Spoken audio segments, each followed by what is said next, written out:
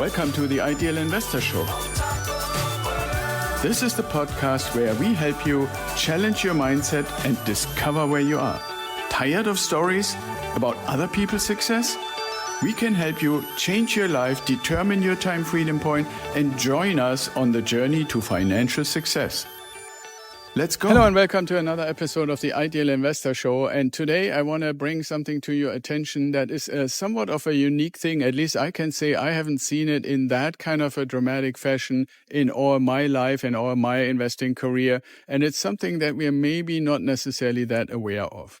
And here's what I'm talking about. When we're thinking about our residential real estate, and I, for example, initially invested in properties from turnkey providers and still do this today, where the turnkey provider basically bought what I always call the ugly duckling in the neighborhood and did a full-on renovation, oftentimes down to the studs, new plumbing, new electric, all that kind of stuff.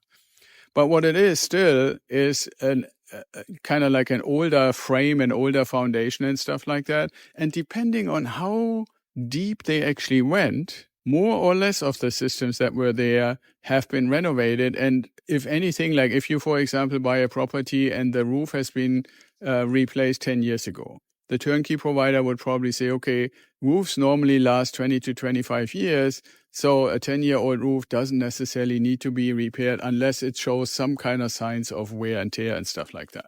If you now had that property, like in my case, I have a whole bunch of these properties that I had for like 6 years or so. So now that 10-year-old roof is 16 years old, and does it really make it to 20 years? Maybe, but there is at least an increased likelihood that it could have a leak. Or there might be a place, one of the bathrooms that has still old piping in, because at the time when the renovation was done, that piping was still solid and all the rest got replaced. Right? And so why am I telling you this? What happens with these renovated properties is that over time, as they age, they have issues that need to be addressed. Now, you know, from the first day for like episode 1 or 2, and this is now 300 episodes later, more than 300, I've always said what we are actually doing is we have our mortgage payment, then we have our property management payment, typically 8 to 10% of the rent, and then we have the 3 other things that we need to look after, and that is vacancy, maintenance, and capital expenditures. And I've always recommended to do 5% of the rent for each, so basically putting 15% of the rent aside and put it in some sort of a reserve account until you hit the pivot point. I made an episode about it recently, and everybody has their own pivot point. Mine is about $25,000.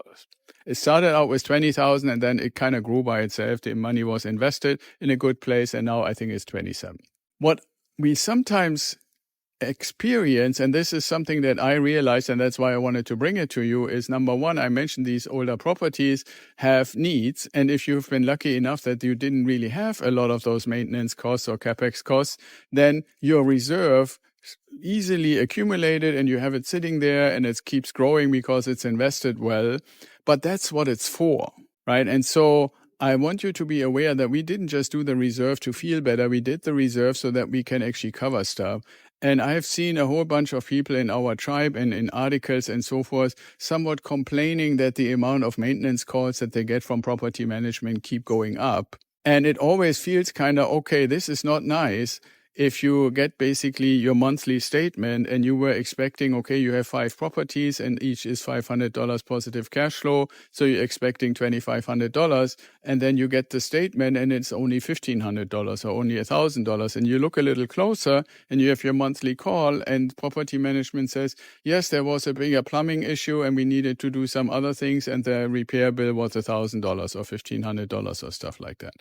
Now, if you really do it by the book, you would have had to tell them, okay, whenever there's a repair, give me a call, tell me what it is, I approve the repair, and then I send you the money out of my reserve account.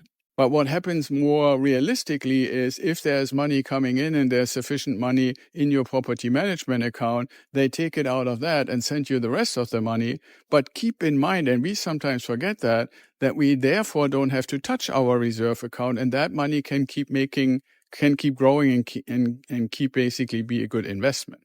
That's something that I wanted to bring to your attention, that if you're not buying brand new build-to-rent houses, which most of us haven't, mainly because they are too expensive, even now, today, they're too expensive, then that is an issue. The other thing I wanted to also bring to your attention, because sometimes somebody has the feeling, do I really want to keep these properties, especially if you had them 5, 6, 8, 10 years? And one thing that is the unusual thing, and that's what I opened with, and that one I want to close this episode with, is I looked at a statistic that was recently published by Keith Weinholz's GRE newsletter, and he had a beautiful map, and I just picked out some of the places where we have investments to see how much did the value of properties on average in those states increase since 2020.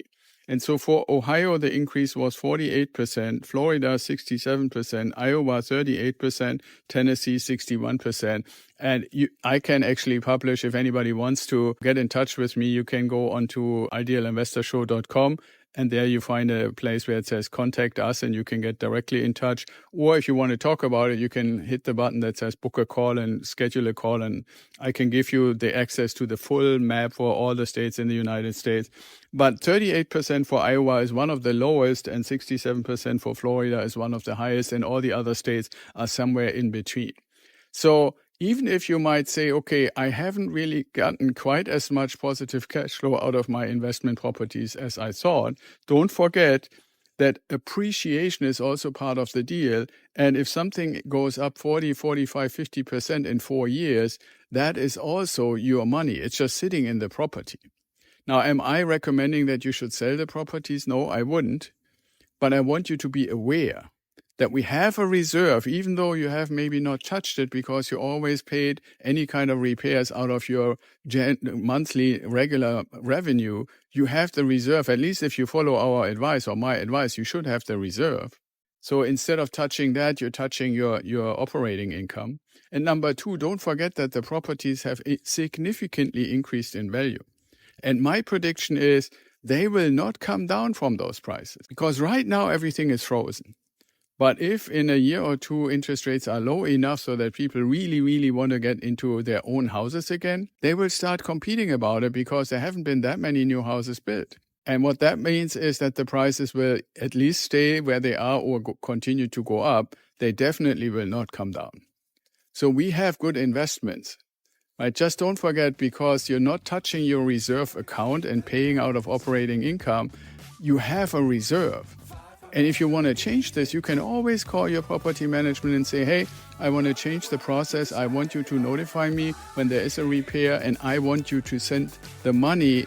I send you the money for the cost of the repair. Don't just take it out of my rent. You can do that, no problem. Most people do because it's more convenient to just have it deducted. But if you want to change it so that you really can say, okay, I get my full rent, and I use my reserve whenever needed, you can totally do this. That's the good news. You can actually use your reserve. Don't be hesitant to use your reserve. And number two, don't forget how much the properties that you own have increased in value in the last few years. So that's it for today. Be well and stay safe, and I'll talk to you tomorrow.